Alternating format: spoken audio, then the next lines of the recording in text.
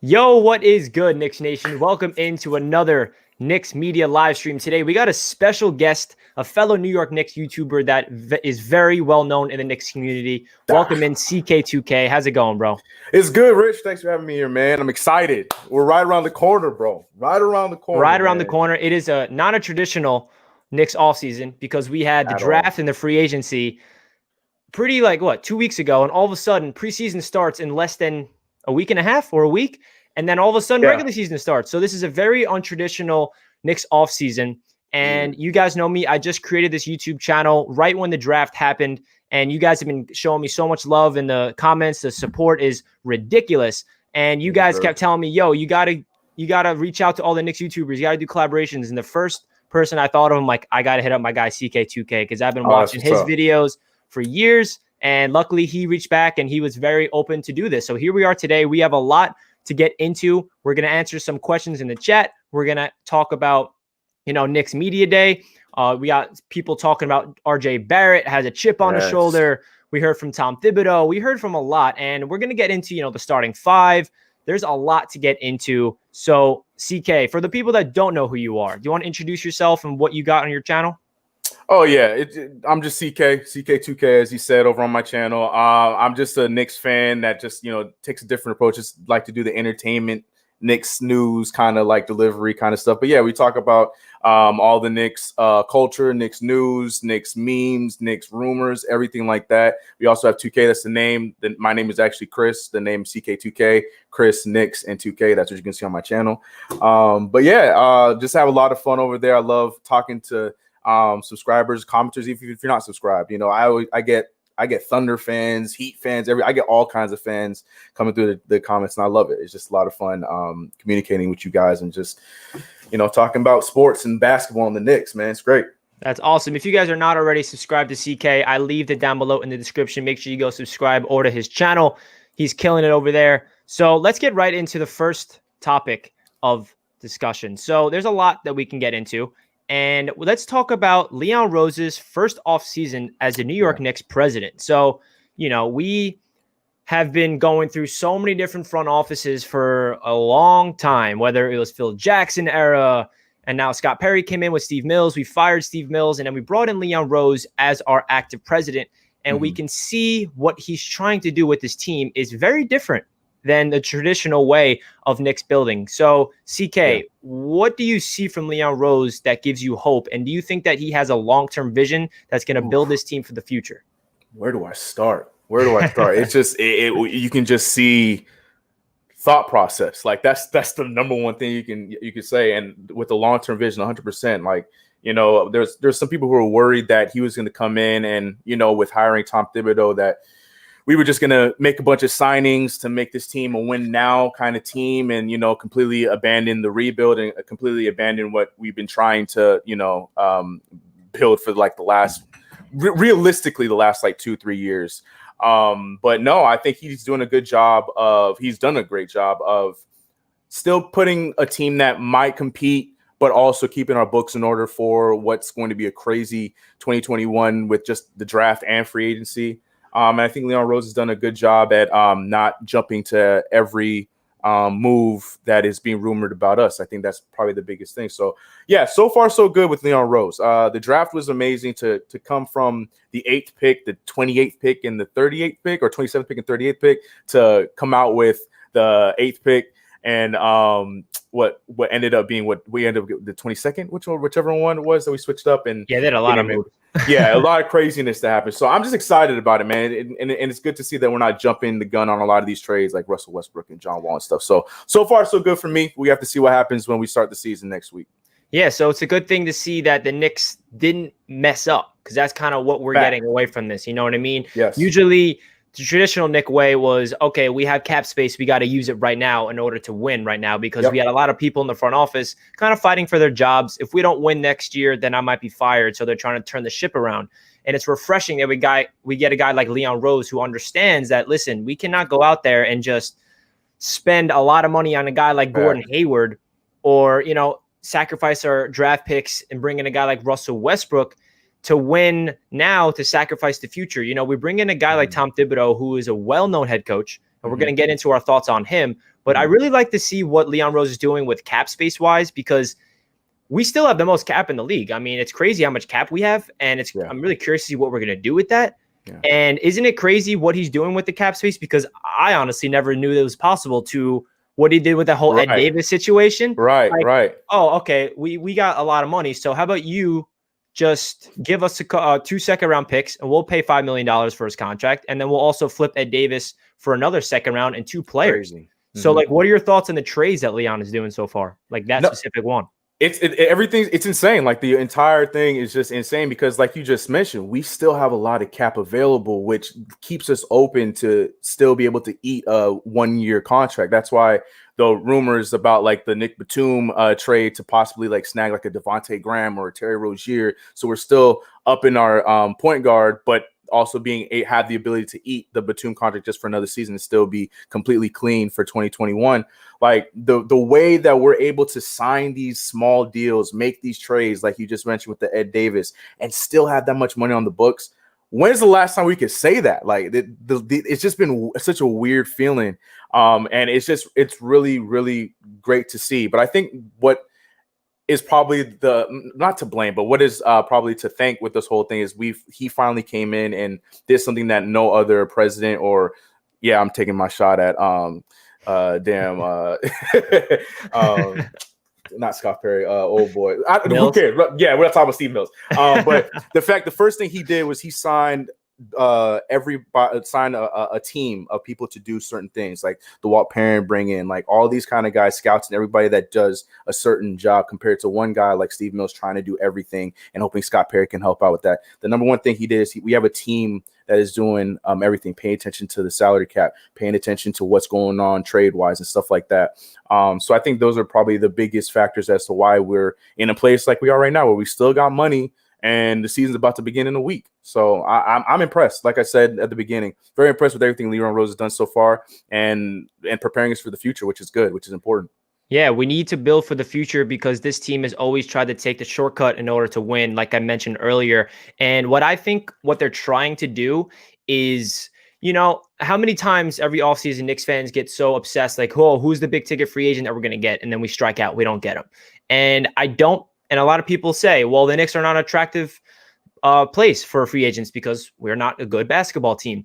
But I feel like what they're trying to do to flip the narrative is bring in a lot of people like Austin Rivers, who wants to be part of the turnaround and win with a young core. I'm not saying go to the NBA Finals at Eastern Conference Championship. I'm saying win potentially the 8th seed, or just look competitive with your young guys and see what this coaching staff can do, because that's what's going to attract it. I always compare that to the Brooklyn Nets. Not a fan of the Nets, obviously, but I do respect what they did because they made the playoffs with a young core and they didn't have a star. And the reason why KD and Kyrie chose the Brooklyn Nets over the Knicks is because the Nets had it in place. Structure. They had a young structure. Exactly. The word is structure. And that's what the Knicks are trying to do. If RJ Barrett can take that next step in his second year to be a star, who I think he has potential to become, if Mitchell Robinson could become a potential defensive player of the year, if Obi Toppin is that rookie that everyone's saying he's NBA ready, and if Tom Thibodeau is the coach that everyone is hyping him up to be, and if you look at his resume, he's turned 2 organizations around and made him to the playoffs. So what I'm trying to say is what they're trying to do is not take any shortcuts. We're not going to bring in a guy like Gordon Hayward or bring like Fred VanVleet. I would have been a fan of Fred VanVleet, but we didn't get him. So what they're trying to do is win with the guys now, build through the draft. And then when we have the foundation built, we're still going to have cap space. That's what's going to bring in the big tickets. And that's when the outer rim, superstars are going to look at the Knicks and be like, okay, this team is on the rise and they're one superstar away from going to the finals. And I'm that superstar. I want to be part of that. And we all know it's the mecca of basketball, where if you win in New York, you're a king. I mean, you are going to be looked at as the GOAT. I'm telling you right now. I mean, if somebody comes to the Knicks and brings them to the NBA Finals and wins the championship, Knicks fans are going to argue that whoever that player is the GOAT and better than MJ and LeBron. I'm just messing, but like, 100%. You know what I mean? Like, you ain't wrong, though. Yeah, exactly. Knicks fans are like that. And I'm going to be that person as well. So amen. I really love what they're doing by building through the draft, because I feel like we've never done that. And I want to get into this year's draft real quick about Obi Toppin. So they went the untraditional Knicks way, where in the past 3 or 4 years, we kept drafting 19-year-olds that were looked at as projects, like a Frank Ntilikina, like a Kevin Knox. RJ Barrett, I wouldn't say he's a project because he's 19, but he's still NBA ready, in my opinion, coming out of Duke. But do you think it's going to be beneficial for Obi Toppin to be 22 and he's not looked at as, oh, well, it's a 3 to 5 year project? Because that's what Frank was. When we drafted Frank, they're like, listen, you got to be patient with this kid. Knox, you got to be patient with this kid. Obi Toppin, the narrative is completely different. He's ready to play right now. So what are your expectations for Obi Toppin? Yeah, and then on top of all that too, he's coming from a winning organization. Like Dayton was the best, one of the best teams in basketball last season in college. You know what I'm saying? And he was a big part of that. So I think there's just so many tangibles that comes around Obi Toppin with him coming in, like you said, more seasoned. So yeah, I think the expectations are going to be a little bit more high.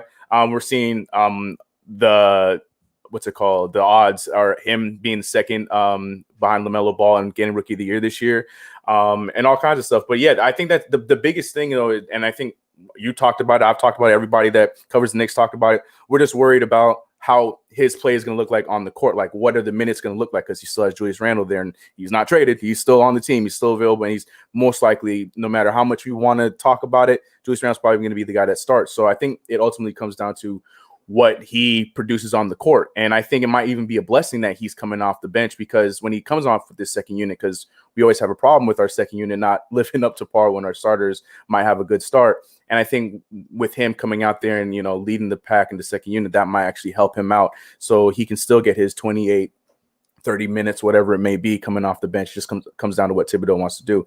I have high hopes for him. I think, like you said, the biggest thing is, he's seasoned. He's a guy that came in and is just preaching leadership. That's something that he was so big on with Dayton, a school that was climbing. Like, nobody was talking about Dayton up until the last 2-3 years, So I'm excited about it. I'm fully excited about it. It wasn't one of my favorites, but I did say if he fell to us, I want him. Like, I wasn't going to trade up for him, but he fell to us, and I think we lucked out with that. So I'm very, very excited about what we're going to see from him. Yeah, I mean, I saw a lot of rumors going into the draft that the Knicks wanted to trade up for an Obi Toppin, and I was a little nervous. I was like, all right, listen, we don't really need to trade up for a guy because we need to have as many assets as possible for the future because this team's not ready to win. So we need to hold on. And luckily, Obi fell into the laps at 8. So let's segue into the other first-round pick for the New York Knicks in Emmanuel quickly. So what's your take on him? Do you think he's going to have a role this season as a rookie? Because I feel like the Knicks have lacked sharpshooting for so long. And that's what he's going to bring to the table immediately. And that's what gets me excited because, like I said, we have never had that sharpshooting young guy from the draft. And I can't even tell you how long. So do you think Emmanuel quickly is going to be part of the rotation, or he's going to have to, because Thibodeau kept saying in his press conferences, no one's going to be given the minutes. It's all going to be earned. So that does make me feel like, okay, well, whoever lights it up in training camp is going to get the minutes.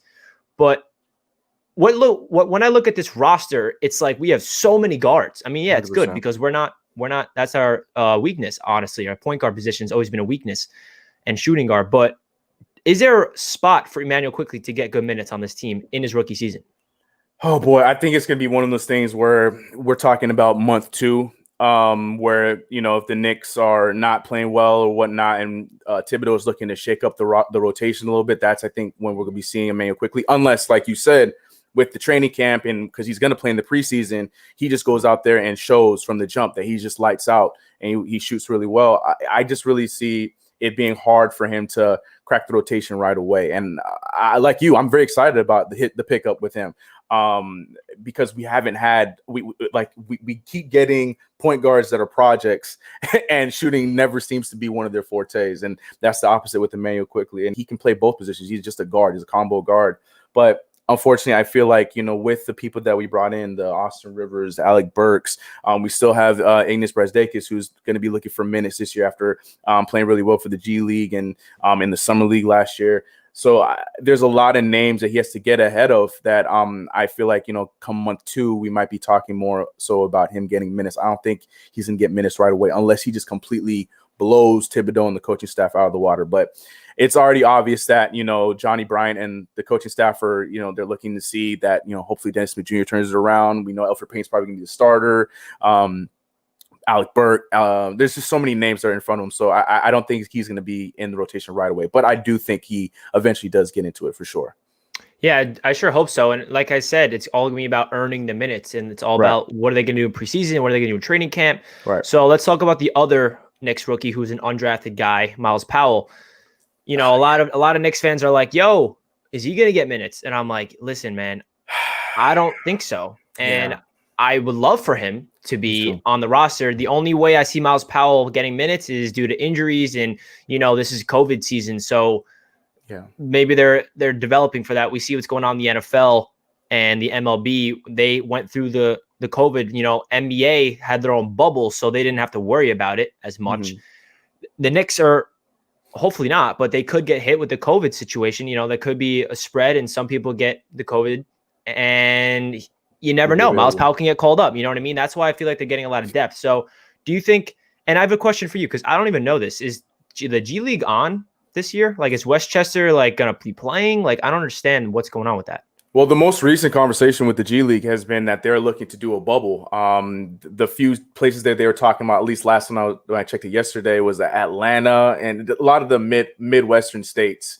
Or Midwestern, like Atlanta's in the Midwest, but you know what I mean? Like a lot of the states on the inside. So Atlanta was one of the bigger ones, but the G League's looking to possibly do a bubble, but that's not been confirmed. But other than that, we haven't heard anything else about that. Yeah. So do you expect Miles Powell to be down there in the G League? 100%. Yeah. And like you said, of course, we're excited to see him. The kid is just like you ask anybody that watched him in Seton Hall, like everybody knows that this kid could be a next level scorer for sure. But the problem is the depth, and he wasn't undrafted rookie for a reason, and he is on the Exhibit 10 contract. So I don't know, man. The depth is really deep. But something I didn't think about was what you just mentioned, though. Like, we also have another beast that we're handling along with the season. That is, Rona. So who knows what may or may not happen that might get him a shot in the league. So we'll see what happens with that. But yeah, I don't see him entirely making the roster right away just because of the depth. Yeah, absolutely. If you guys are enjoying tonight or today's stream, make sure you smash that like button. Thank you again, CK, for joining the stream. This is so much fun. We got a lot of Knicks content to give you guys for the rest of the stream. We have around 37 likes. If you guys are enjoying the stream and if you are a big fan of CK, make sure you smash that like button. And again, make sure you subscribe to his channel. I linked it down below in the description. So let's segue into, what should we talk about? All right. RJ Barrett has a chip on his shoulder after being snubbed from the all-rookie team. So I remember when this first happened, like when the news came out about the all-rookie team, and RJ Barrett wasn't even on the second team. I was like, oh, man, why do they keep sleeping on RJ? If you look at his numbers, he was top 5 in almost every single category in as a rookie. And I am so pissed that COVID happened because RJ Barrett was cooking after the All-Star break. He was heating up, and he had a sprained ankle before the All-Star break. He started getting into a rhythm, and of course, he's a rookie. He's gonna have up and down, throughout the season. But he started finding his rhythm. He started finding his outside shot. He got the confidence to just drive to the rim. And he's a bully down low, and he looked like a grown man as a 19-year-old. So it was just frustrating that the Corona had to cancel the next season. And I love that RJ said that it did bother him because that is going to drive him. So what's your take on that? And like, how pissed did that get you that RJ was not recognized? Well, I hope RJ's more pissed than I am, and I fully expect him to be a lot more pissed off than I was. Yeah. I was very upset, very openly upset about that for sure. But I love it. I love it, and I would not expect anything less from RJ Barrett. RJ Barrett has shown that he is that kind of guy that he takes those little things personal. And I'm glad. My thing was I just loved how open he was when the question was asked in the media day. Like, so I'm excited about that. But yeah, he should definitely take that personally and play with that chip on his shoulder, which could be scary. Like you mentioned, man, right at the end, right before the announcement came and basketball was canceled, was when he was starting to just thrive. He was playing really well. He was getting a better feel at getting the vets like Julius Randle and Taj and them their touches, but still playing his game. And it was just looking so fluid with them. And then the play stopped. So I really hope that that's something that continues, and he just understands that be aggressive, and no one's gonna be mad at you. Play your game, and I fully expect that because he's gonna be playing with a chip on his shoulder for sure. I love it. I'm excited about it. I love it too, man. I want aggressive, snarling face RJ Barrett. I'm ready for it. So what is your expectations for RJ as a player for his career on the Knicks? I know it's a loaded question, but like, Do you see him as being like the guy to lead this Knicks team from the young group? Like, I'm not saying is RJ going to take us to the championship in 5 years. Right. I'm trying to say, is RJ going to be the best player the Knicks have drafted, and he's going to be part of the turnaround of the whole quote unquote building through the draft? I think the answer to that question really comes down to how his shot develops, to be completely honest. I think he has the temperament. He has New York down pat. He has all the right stuff. But I think until his jump shot is consistent, I don't know if I can say that, yeah, RJ Barrett's going to be that guy. But of everyone we've drafted, for sure, him probably being the highest. So, yeah, he is definitely the highest that we have of the guys that we drafted are still on the team at number 3.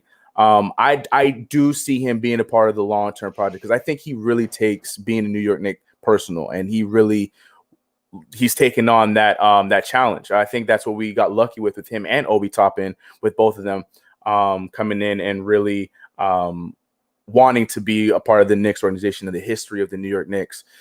But that is such a hard question to answer. I want to say yes, but I don't know. I want to see Obi Toppin. I want to see him play because, like I said, his leadership. The factors of how he is as a leader, I don't think we talk about that enough. I think we focus too much about, his athleticism and his shooting and his lack of defense. But the dude really is a team first leader kind of guy, and I really want to see how that translates with the team when we start playing games.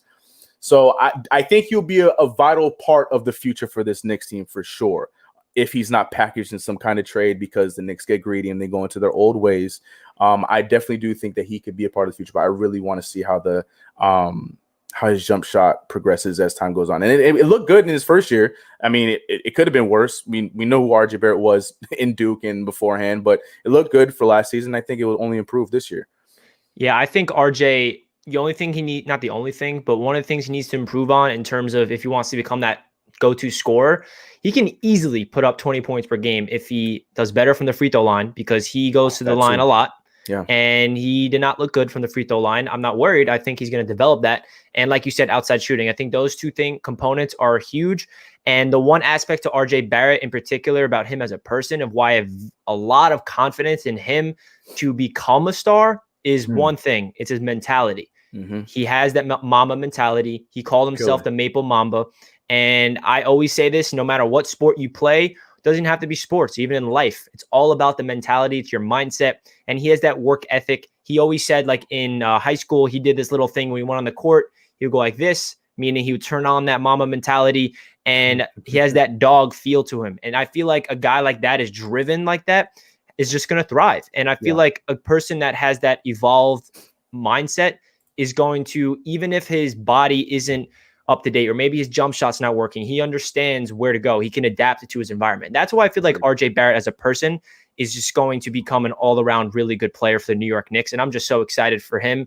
I loved him at Duke. And obviously all the Knicks fans wanted Zion, but I'm still happy with RJ. I've openly admit that I said it on Knicks Fan TV before the season, the college season started. I was an RJ Barrett guy. Obviously, I was hoping for Zion Williamson as that season progressed because obviously that would have been a great piece for us. But I was very happy that we did end up slipping and getting RJ Barrett at third because I thought for sure he was going to be the first overall pick until Zion surprised everybody at Duke. So I feel like we lucked out. Yeah, John Morant. Yeah, him too for sure.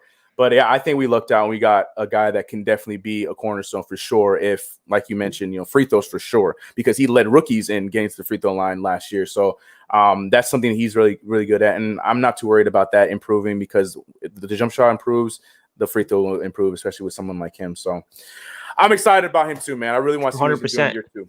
One underrated aspect to RJ Barrett I want to mention before we move on that I think is his playmaking. I think that RJ is very good at facilitating the ball, and I love comparing this because I feel it gives me like chills thinking about it because I feel like Obi Toppin is going to be RJ's Zion Williamson. Yeah. You know what I mean by that, right? Yeah, 100%. I mean, RJ Barrett thrived with Zion at Duke, and he needs that athletic power forward to run the pick and roll. And Obi has a jump shot, unlike Zion, so he can do a pick and pop. And you saw RJ, if you look up New York Knicks highlights on YouTube, you'll see at least 15 or 20 alley-oops from RJ Barrett to Mitchell Robinson. Yeah. So RJ is very flashy when it comes to passing, but he's also he's not selfish. He's a scorer. He has that score mentality, but he loves facilitating. So that's one part of his game that I think Knicks fans understand, that like that he's a very good playmaker. But on the outer rim of Knicks fans, like the national media, they don't really know about RJ's playmaking. Would you agree? 100%, 100%. And of course, it's not talked about enough because, like you said, outside eyes, they're only going to be focusing on the stats. So because RJ Barrett's stats wouldn't really tell that story. But yeah, and I agree. Pick and roll game, we saw he was one of the only players that we saw run the pick and roll. There was a few times Payne would try to do it too, but there was a lot of times that, he would set up somebody for an open jump shot and the shot would get passed on. They wouldn't take the shot. I expect that to change this year when he has a weapon like Obi Toppin. Still has Mitchell Robinson on the team. We have more scores to space the floor.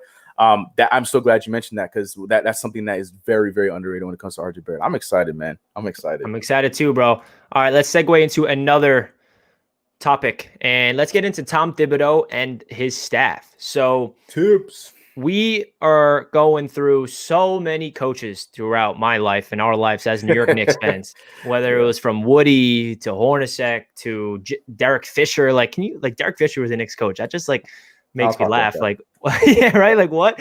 And then Fizdale. So now we got a new guy, and I've been waiting. Let's go. We need a coach that we could build around and have for 5 to 10 years. I mean, you guys know my sports fans that I am. Unfortunately, you can see the Jets helmet up there. I'm a Mets fan.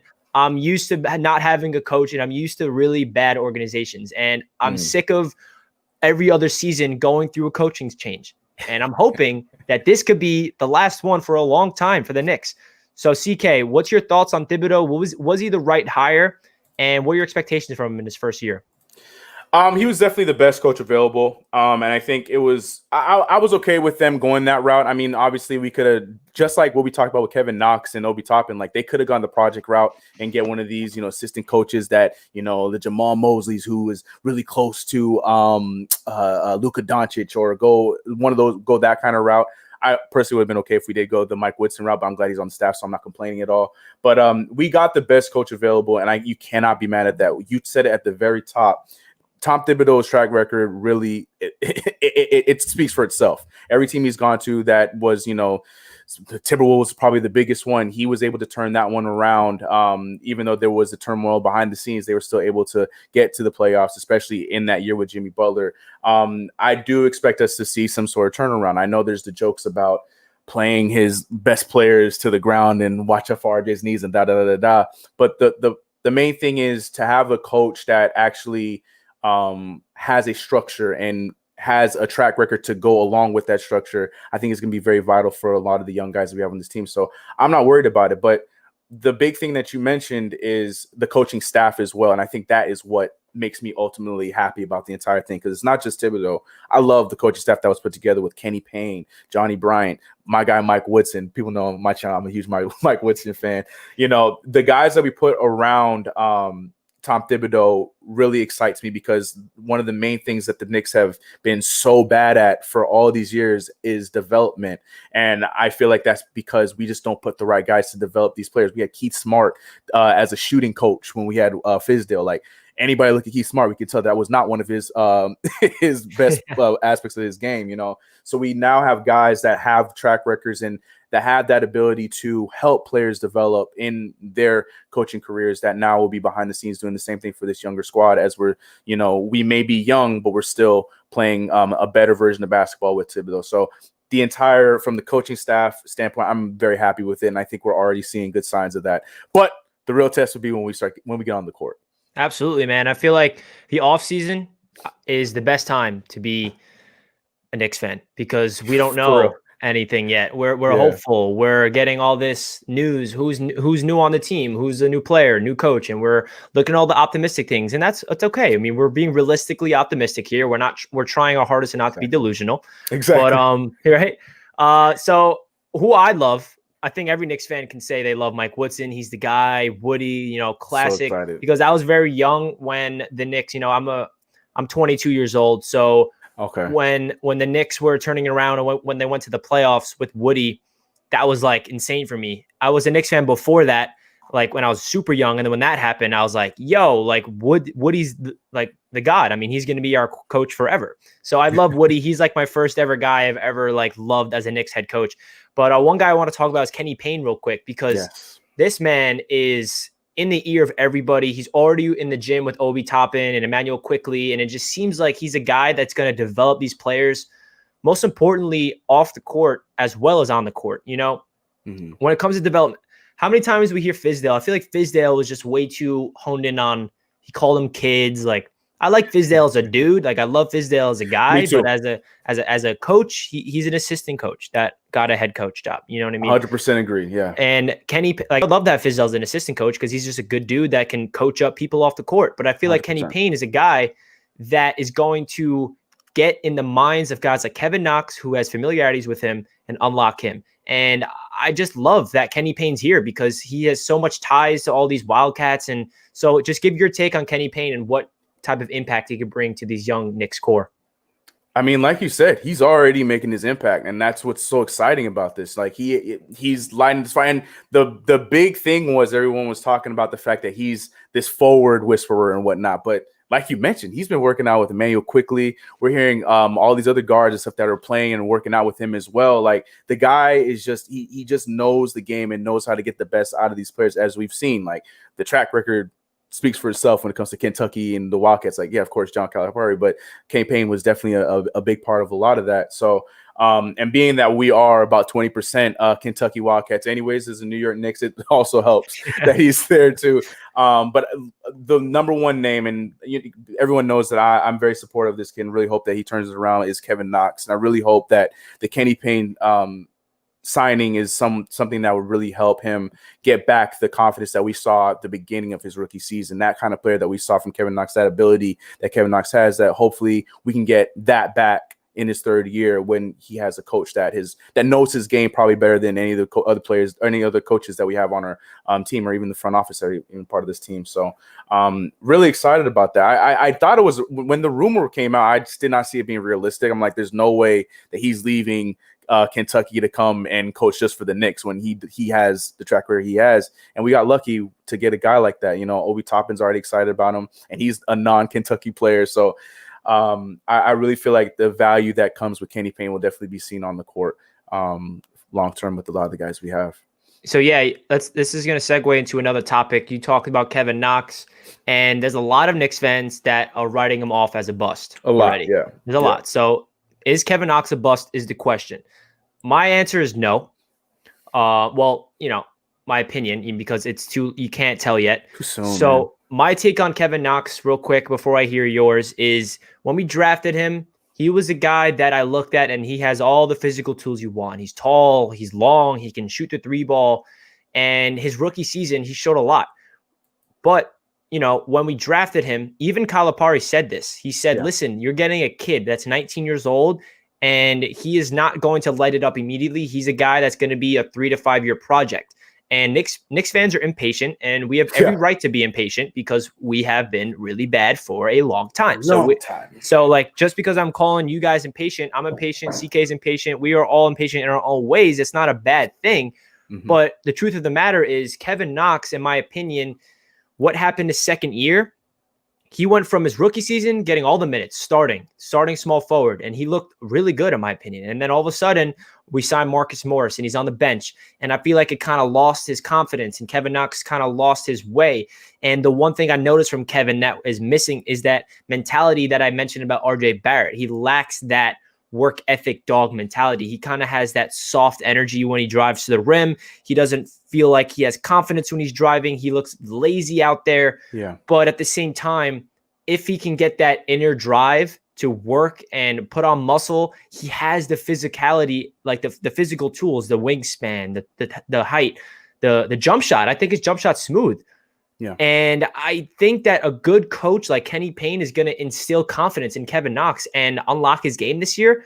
And this is the season where we need to see Kevin Knox show up, because if he stinks it up this year, then all the people that say he's a bust were correct. I think this is the season where he's evaluated to be the guy. And I'm hoping he can show up and be, okay, this is another part of the core that he's going to be a really good depth option at the 3 spot or potentially starter. So what's your take on Kevin Knox?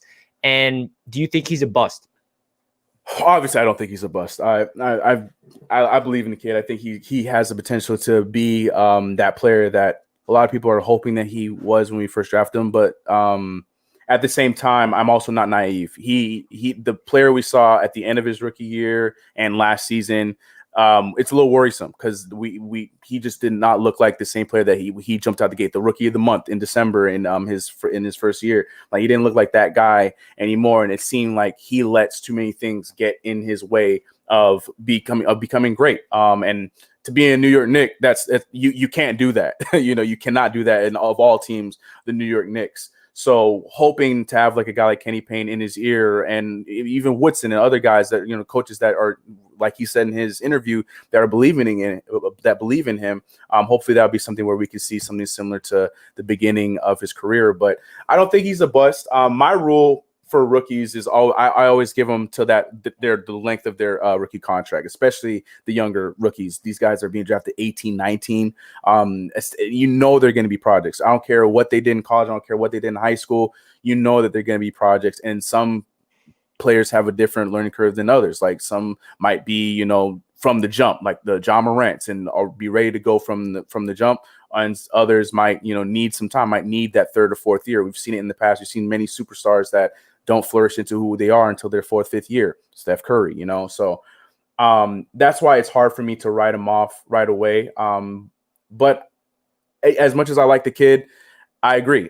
This year is a very big make or break season for Kevin Knox, because last season was just it was sad. He went from a dude that was getting 20-point games, 30-point games and stuff like that to looking like he really had a hard time even getting to 10 points. Now, mind you, we brought in some guys that played ahead of him, but we can't say that he wasn't given the opportunities. So that's why I can't really put that all on the coaching staff, because he was given the opportunities in a lot of spots. There was a few games where he started when a lot of people thought he shouldn't have started because he was not playing well, and he flubbed those opportunities last season too. So really hope that the confidence is brought back, and I'm not ready to call him a bust yet. I think it's way too soon. He's too young to be called a bust yet. Like you said, he has all the tools. Calipari even mentioned it. Hopefully with a guy like Kenny Payne behind the scenes, it can help. But I'm still excited about him. I still feel like he can be somebody vital for a team. Maybe not that all-star level guy we thought we drafted, but definitely somebody that can be very important for our team, especially offensively, because that's something he does really well when he wants to do it really well. Yeah, and another player I want to talk about is someone very similar to Kevin Knox in terms of his track record and people calling him a bust. There's a lot of Knicks fans that love him. He's a former 8th overall selection as well, and Frank Ntilikina. Mm-hmm. So, CK, before I give you my take on him, what's your thoughts on Frank? He's going into his 4th year, and the Knicks are going to have a qualifying offer for him after the season. So do you think Frank Ntilikina has a future on this team long-term? And what's your thoughts on him? Because I know, Knicks fans are divided. One half is Frank is a bust. The other half is, are you kidding me? Do you not see Frank's defense? So what's your take on Frank? Yeah, everything I said about Kevin Knox is how I felt about Frank last year. I like Frank. I still love Frank. But I was really worried about how he's going to come out last year. And to be honest, I think he does have a future on this team. I think that he is a player that could be very vital for this team. All he really needs to do is up his offense. Literally, that's it. The shooting. That's really all it is. The shooting and finishing around the rim. I know it's a lot of people because, like you said, impatient Knicks fans, they want the scoring, they want the exciting point guard, they want the Damian Lillards, the Stephon Marbury's, like they want the exciting point guard. So Frank Ntilikina is just like, this guy he barely gets 7 points. What am I going to do with that? But then they don't look at the fact that he locked down Damian Lillard for a game, locked down Russell Westbrook locked down premier point guards, and that is very important. And if the jump shot can come, Frank Ntilikina could be a solid player and averaging 11 points per game, 9 points per game, and doing everything else he does. I'm okay with that, especially when we're surrounding him with other players like the Obi Toppins and RJ Barrett, those guys that are going to be taking the brunt of the offense long term anyways. I have no problem with Frank Ntilikina. I started this Zoda NY hashtag if you watch on my channel because I want that playmaking point guard rather than the flashy Damian Lillard type point guard, because I feel like that's what we need for the kind of team that we're putting together. So I think he does, but at the same time, with it, I don't know if you heard about the Buddy Hield rumors and stuff like that. As much as I would love to keep Frank Ntilikina, if it means that he's packaged as some sort of trade that betters the team, whatever has to happen, has to happen. I'll be upset about it for sure, But if it's a move that ultimately betters a need, like a shooting need or something like that, it's hard to be upset with. But if it's up to me, yeah, I think he definitely should have a future on the team, because what we've seen him do to guys like Luka Doncic and, like I mentioned, Damian Lillard and stuff like that is vital, and it's important. And I feel like people don't talk about that enough because it's not flashy and sexy. Yeah, I mean, you couldn't have said it better. Like, that's exactly how I feel about Frank. I feel like his play on the defensive side of the floor just shows you how vital he is, and especially I'm just so excited to see what he can do under a coach like Tom Thibodeau, because we all know he's defensive minded. That's what everybody says. And I feel like Thibs is going to be obsessed with Frank, because Frank gives like 110% every single night on that defensive side. His wingspan's ridiculous. Like you said, he locked down Doncic one game, Lillard the other game.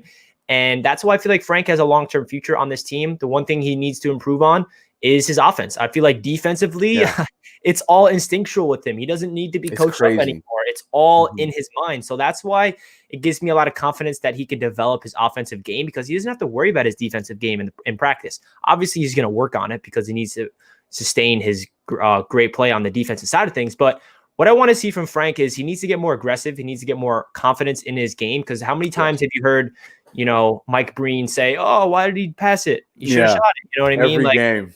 Almost every game. And I'm like, come on, Frank, shoot that. But and then all of a sudden, you see Frank drive and posterize someone or almost dunk on someone. So you don't know which Frank you're getting. And I think that he has a lot of potential playmaking-wise. You see those like flashy bounce passes down low to Mitch sometimes. You see the alley-oops. Sometimes he misses guys that are open. So he's very inconsistent as an offensive point guard. But I do think that his defense is a big reason why Thibodeau is going to fall in love with him, and why I feel like he's going to have a future on this team, because a guy like Thibs wants a guy that can come in and lock down the best player off the bench, and that's Frank Ntilikina. So that's why I feel like Frank has a big future on this team, and I'm hoping he can continue his defensive growth and get more confident on the offensive side of things, because that's definitely what he lacks. So let's talk about another player, Mitchell Robinson. So do you think that Mitch has potential to win Defensive Player of the Year under Coach Thibs? Because we know Mitchell Robinson is a high flyer, and on the defensive side of things, the one thing that worries me and every Knicks fan is his foul trouble. That's what's keeping him off the floor.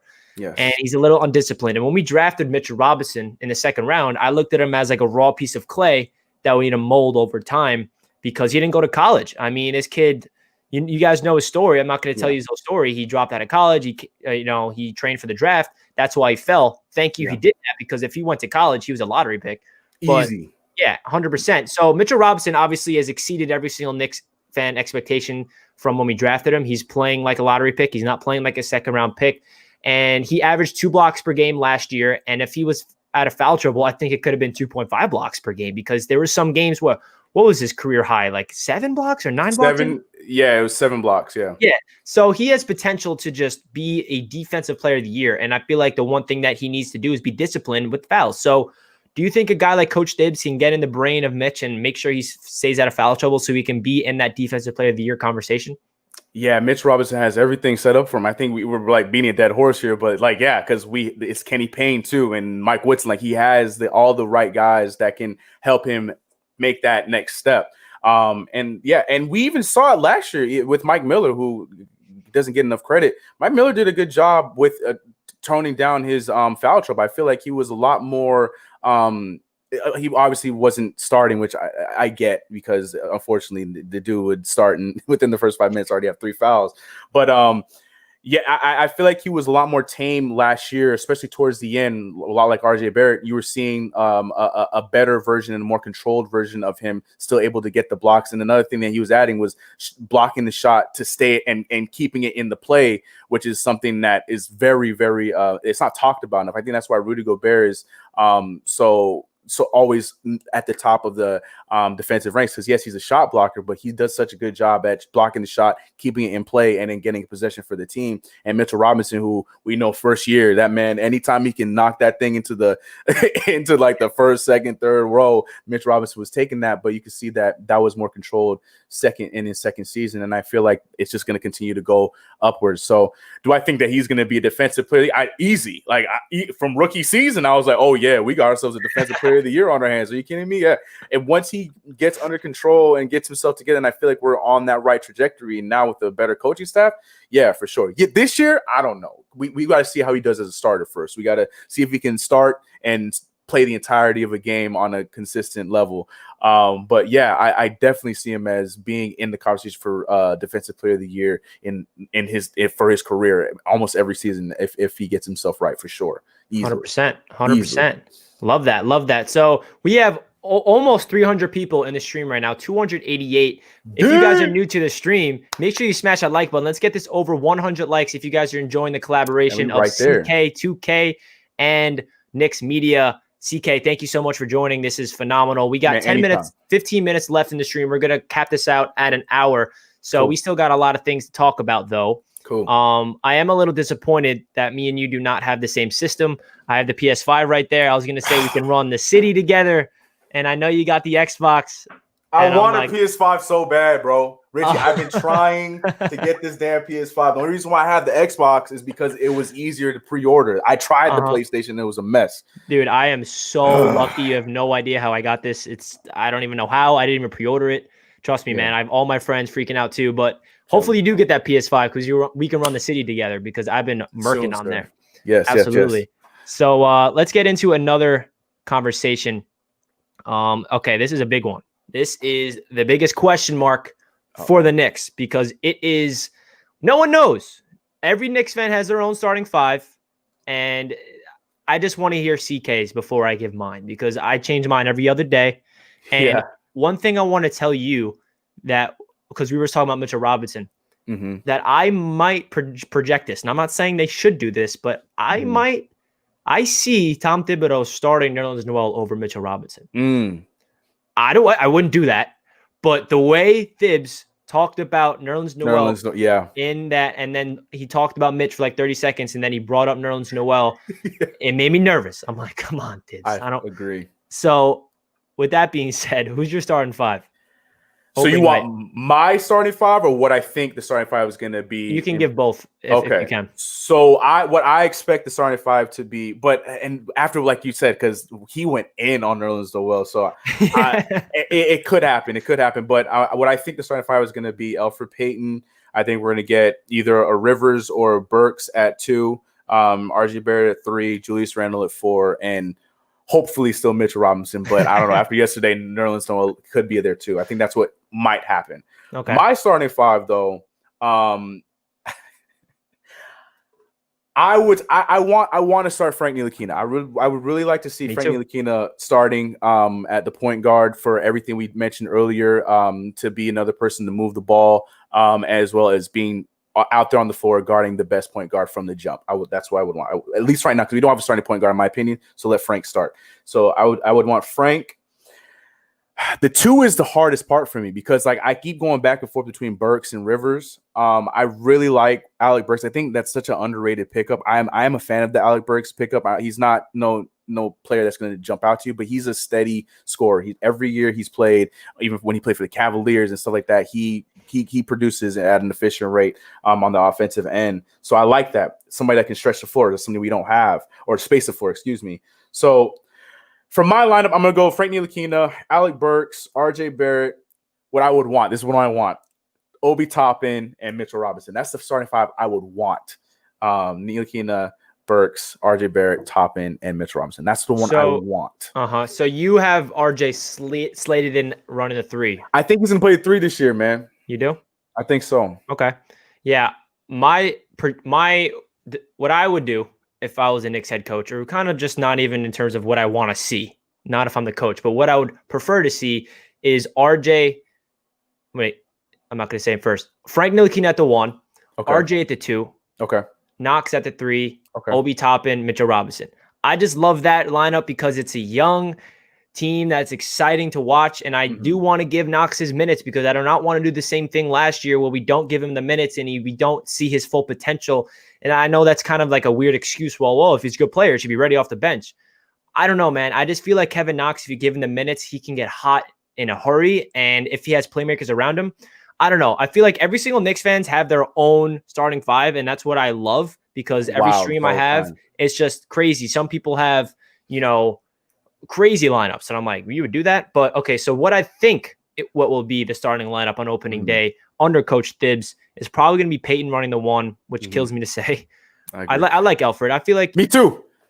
I like him. You know, it's weird because Elfrid Payton, I have such a love-hate relationship with him. Yeah. When we waived him, I was like, yes. Yeah. You know? Yeah. Me too. Yeah. I was like, all right, good, Elfrid. You know, thank you for your tenure. And then we re-signed him. I'm like, oh, why? Elfrid. Well, he's good at steals. Oh, okay. Yeah. You know what I mean? I just feel like he's gonna fit the mold of Thibs. He's just a good defender. He's scrappy. He can play make, whatever.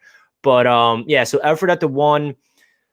And now you're making me think they might put RJ at the 3. So what other forwards do we have other than Knox? Yeah. You know what I mean? You're right, I feel like if any of them, I want RJ to be the one playing the 3 because 100%. at least he's more I built. think Burks, RJ, Julius Randle, Nerlens Noel. I said it, guys. That's not what they're gonna do it. You think they're doing it?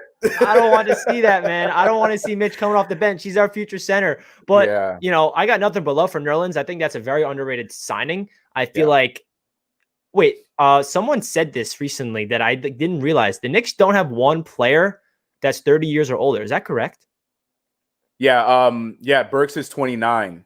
Wow. He's I'm trying to say our youngest Reggie team ever. Bullock is 28. Yeah. We have nobody that's over 30. That's crazy. We usually always have like 1 or 2, you know, Taj Gibsons. You know what I mean? Yeah, right. So that's pretty wild. But yeah. So Obi Toppin will be the 6th man off the bench. I want Obi to start, but you can't expect that to happen. It's and not gonna happen. Let's talk about the elephant in the room real quick about Julius Randle. So you know, 99.9% of Knicks fans want him gone and want him traded, but they're not going to do it. And luckily, the way his contract works is they have an out of his contract after this year. Yeah. But you could expect him to get moved. You don't think they're going to trade him at all at any point this season? I would love for them to, but the way, you know, say we start sucking off the bat and we're like, you know what, let's just tank for Cade.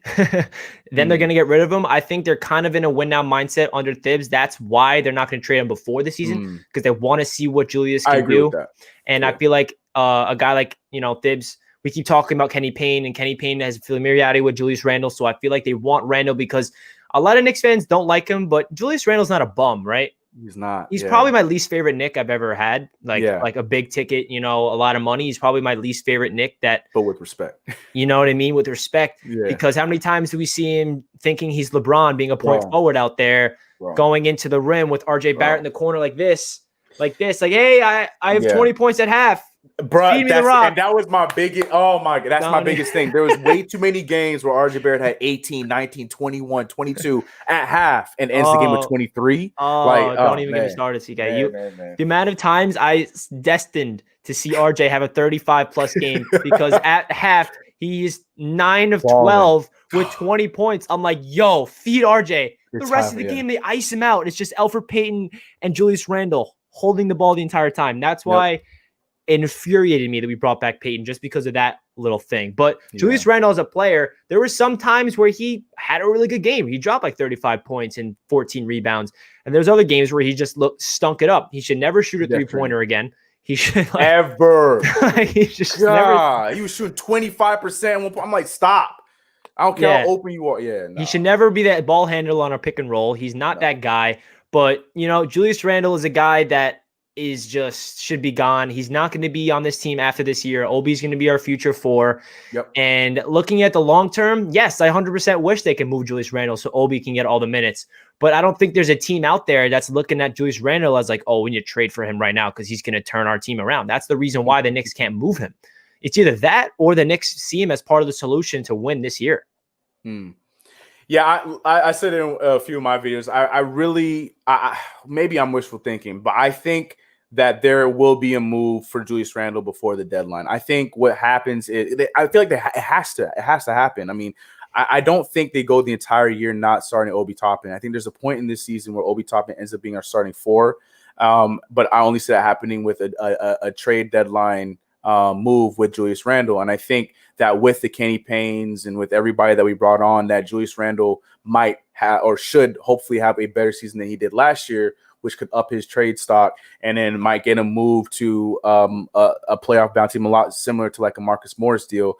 I think that's what I'm hoping. That's why I can see happening this year, and then Obi Toppin closes out the season as our starting 4. Now, if for whatever reason, I don't use the P word, but if we are in the playoff race, then I take that away. I don't think that's going to happen. I think Tom Thibodeau is going to want to run with it, but I don't see that happening. And I can see him having a better season than he did last year, and then being a little bit more attractive by trade deadline. So hopefully that is the case, but we'll see. I mean, yeah, that's best case scenario is I think that they can trade Julius at the deadline and get any assets. I mean, I would literally trade him right now for a bag of chips because I just want him off the team so we can get other guys out there. And, you know, there's a lot of new players on the Knicks, and it's exciting to be a Knicks fan just because I feel like there's a new energy around. It's not the same old Knicks.